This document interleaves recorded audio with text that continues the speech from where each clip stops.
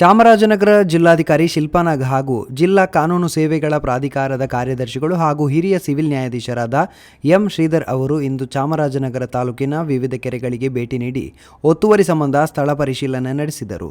ಅಧಿಕಾರಿಗಳೊಂದಿಗೆ ತಾಲೂಕಿನ ಕೋಡಿಮೊಳೆ ಕೆರೆ, ನಾಗವಳ್ಳಿ ಕೆರೆ, ಜ್ಯೋತಿಗೌಡನಪುರ ಕೆರೆ, ಕಾಗಲವಾಡಿ ಕೆರೆ, ಹೊಂಗನೂರು ಕೆರೆ, ಹೊಂಡರಬಾಳು ಕೆರೆ ಇನ್ನಿತರ ಕೆರೆಗಳನ್ನು ವೀಕ್ಷಿಸಿದರು. ಕಾವೇರಿ ನೀರಾವರಿ ನಿಗಮ ಹಾಗೂ ಸಣ್ಣ ನೀರಾವರಿ ಇಲಾಖೆ ವ್ಯಾಪ್ತಿಗೆ ಒಳಪಡುವ ಕೆರೆಗಳ ವಿಸ್ತೀರ್ಣ, ಒತ್ತುವರಿಯಾಗಿರುವ ಭಾಗಗಳು, ಕೆರೆಗಳ ಅಭಿವೃದ್ಧಿ ಕುರಿತ ಮಾಹಿತಿಯನ್ನು ಅಧಿಕಾರಿಗಳಿಂದ ಆಯಾ ಸ್ಥಳದಲ್ಲಿ ಪಡೆದು ಪರಿಶೀಲನೆ ನಡೆಸಿದರು.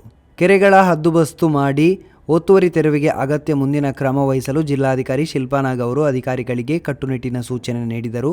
ಭೇಟಿಯ ವೇಳೆ ಆಯಾ ಭಾಗದ ಗ್ರಾಮಸ್ಥರು ಜಿಲ್ಲಾಧಿಕಾರಿ ಹಾಗೂ ನ್ಯಾಯಾಧೀಶರಿಗೆ ಅಹವಾಲು ಸಲ್ಲಿಸಿ ಕೆರೆಗಳನ್ನು ಅಭಿವೃದ್ಧಿಗೊಳಿಸಬೇಕು, ಕೆಲವೆಡೆ ಕೆರೆಗಳಿಗೆ ತ್ಯಾಜ್ಯ ನೀರು ಸೇರುತ್ತಿರುವುದನ್ನು ತಡೆಯಬೇಕು ಎಂದು ಮನವಿ ಮಾಡಿದರು.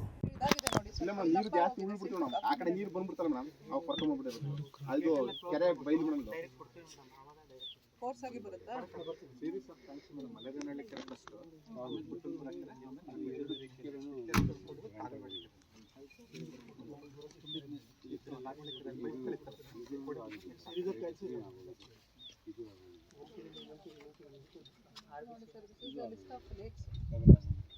ನಾವೀಗಿರೋದು ಇದು ಕುಸುಂಪುರ ಕೆರೆಗಿಂತ ಇಲ್ಲಿ ಬರುತ್ತೆ. ಇದು ನಾಗವಳ್ಳಿ ಕೆರೆಗೆ ಹೋಗುತ್ತೆ.